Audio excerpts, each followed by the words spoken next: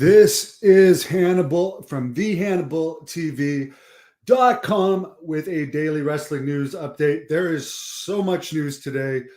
WWE just finished their Bash in Berlin pay-per-view.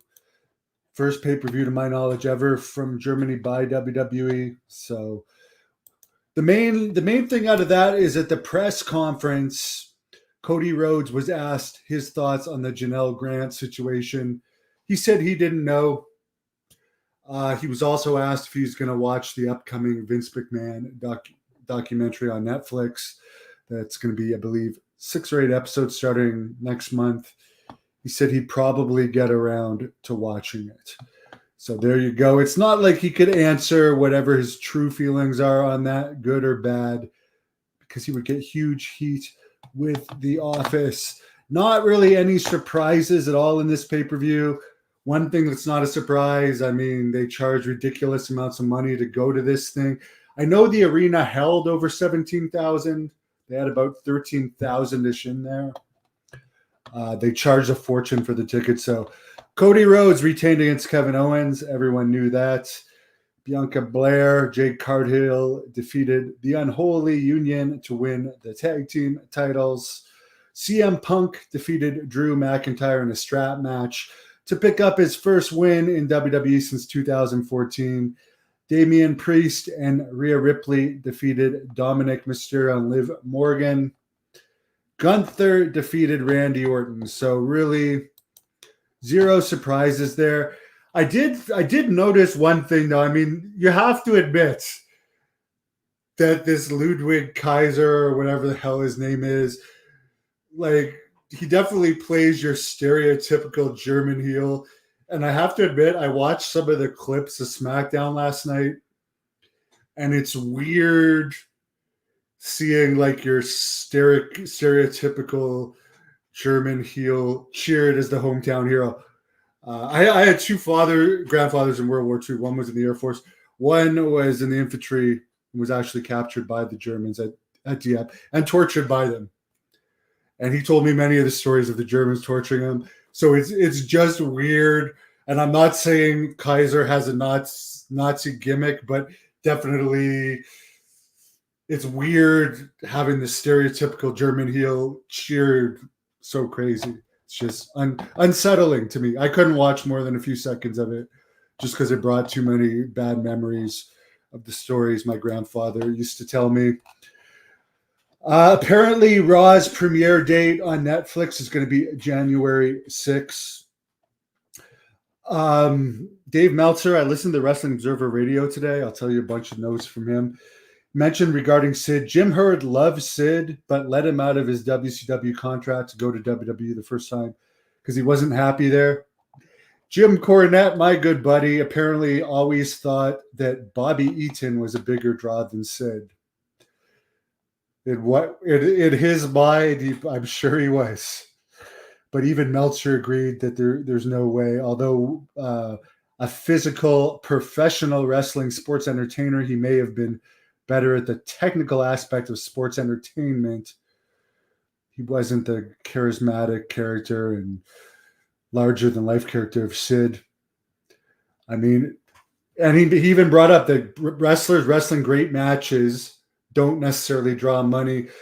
Everyone loves Sid versus Garvin. When Garvin had their feud in Detroit, they had 8,000 the first show, and apparently only 1,800 the next show. He also brought up that the reason Sid never beat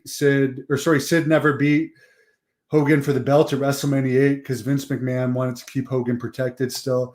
A lot of people thought that was a bad move. Apparently, despite Sid getting punished for steroid tests failures around that time, it seems like Warrior had a deal similar to Brock Lesnar has in more modern times, where he could take steroids and fail tests and not get punished for it, according to Meltzer. Apparently, a lot of people felt the Bryan Danielson match was very predictable from All In, as well as the Will Ospreay match. Nobody thought Bryan Danielson was going to retire. Apparently, they've changed the name of the U.S. title that MJF had to the international title. It doesn't seem like Tony Khan cares that much about making money, more about making moments and getting big pops.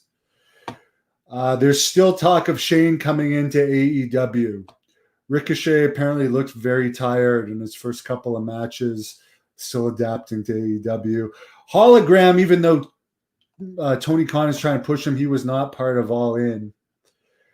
Meltzer brings up that the super match idea that got AEW going at first, these crazy independent matches of people we've seen the independent scene hooking up, it's run its course, and they're hardly even publicizing what's going to happen on their shows now.